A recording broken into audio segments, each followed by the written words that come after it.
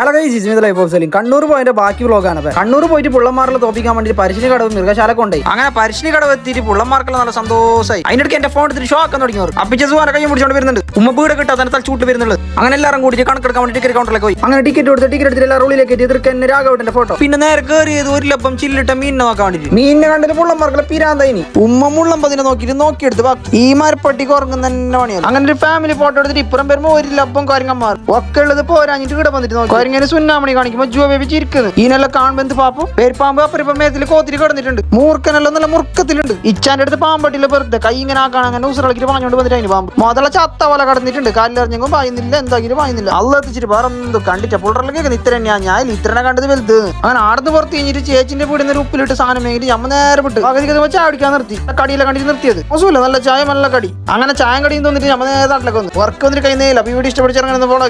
Thank you so much. By.